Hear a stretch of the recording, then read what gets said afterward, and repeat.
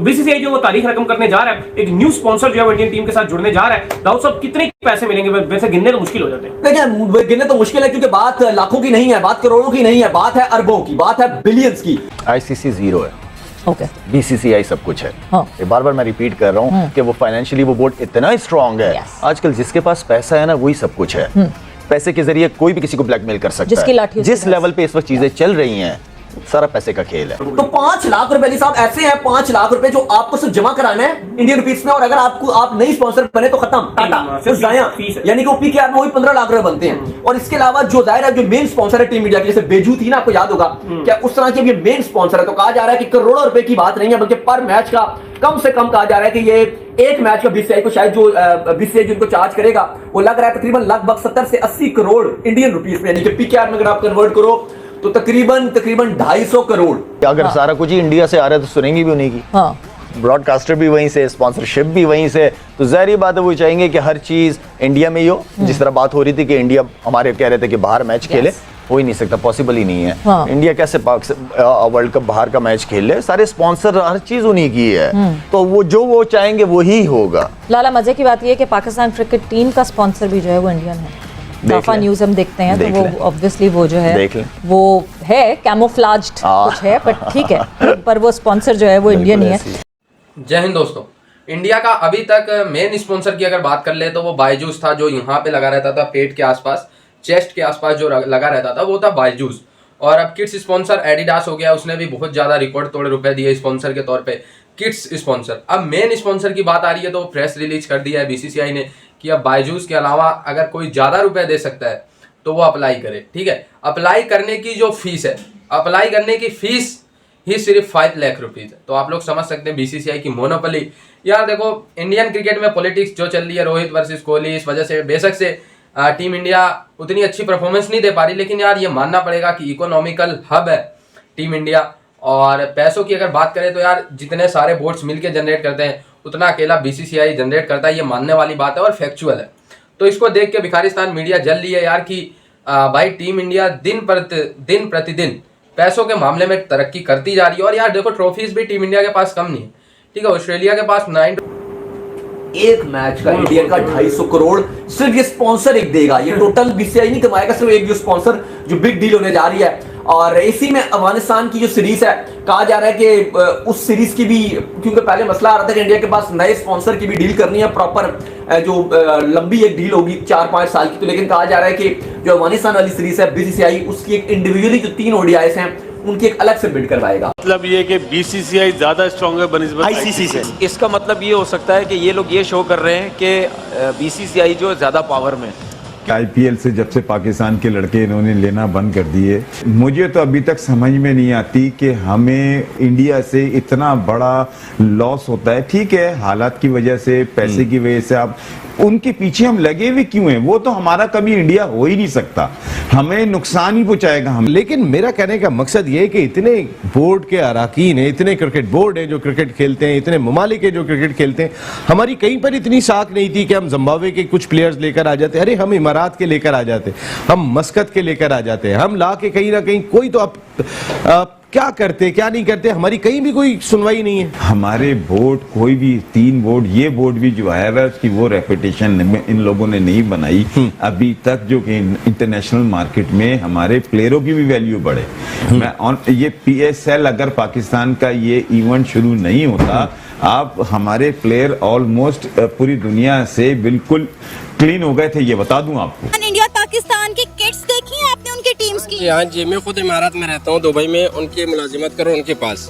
उनके मुलाजिमों में उनके बंदों में हमारा ज़मीन और आसमान का फ़र्क है। एक तो उन लोगों में अखलाक बहुत ज़्यादा है, चाहे वो मुस्लिम है या गैर मुस्लिम है। एक दूसरे का डिप्टी टाइमिंग है। हमारे जो पाकिस्तानी है वहाँ उनके पास ना टाइमिंग का कोई हिसाब किताब है, ना कुछ है ना कुछ है, बस बंदों को जलील कर रहे हैं। जैसे पाकिस्तान में हम जलील हो रहे हैं, इस तरह वहाँ भी हो रहे हैं। उन लोगों का जो तौर तरीका है वो हमसे बहुत आगे है। लोग बोले इंडिया आगे निकल गया, तो इस बात पे आगे निकल गया कि उनके पास सब कुछ है, वो लोग मेहनत कर रहे हैं, करप्शन वहाँ नहीं है। यहाँ तो एक से एक जो आते हैं वो सबसे ज्यादा जो है ना अपना जेब पहला भर रहे हैं, उसके बाद आवाम का सोच रहे हैं। सोच ही नहीं रहे, लेकिन जो आवाम को मिल जाता है थोड़ा बहुत उस पर गुजारा कर लेते हैं बस।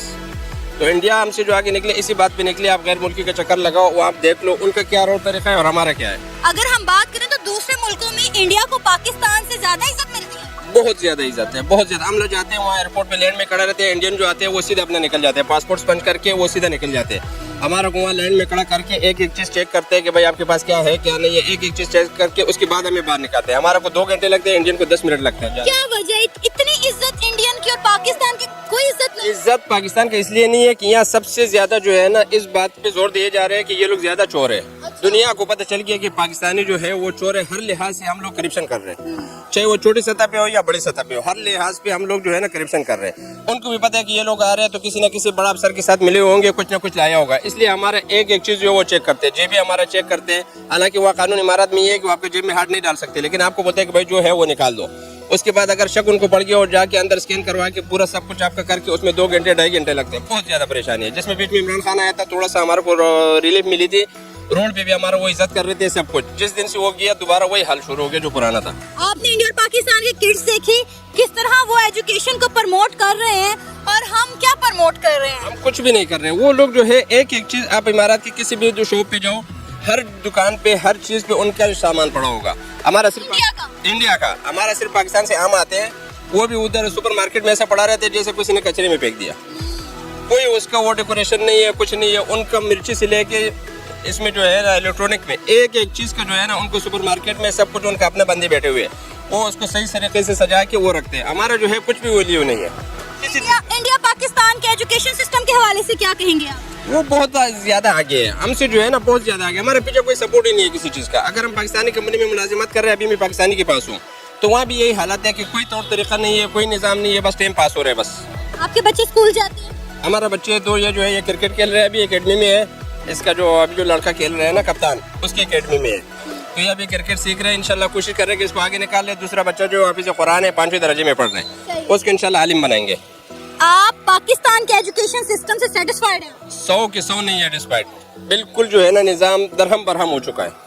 100 के 100 हमारे बच्चे आ रहे जा रहे, लेकिन अगर आप उनके साथ बैठ के बात कर लो ना तो किसी चीज़ का इल्म ही नहीं है उसको। इंडिया के अनपढ़ बच्चा होगा, उसके साथ आप बैठ के बात कर लो, वो हमसे 100 गुना आगे है, बहुत ज्यादा।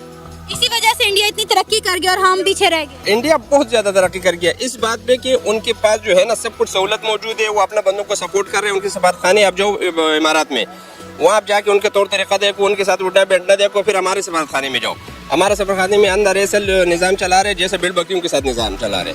उनके बाकायदा एसी लगे हुए है, सब कुछ लगे हुए। हमारे सफारतखाने में जो अफसर है उनके पास अंदर एसी लगी हुई है, बार बंदे जो है ना पंखे के नीचे बैठे हुए जैसे पाकिस्तान में बैठते हैं। उनकी जैसे आप गेट से अंदर एंटर होंगे वहाँ फुल एसी है।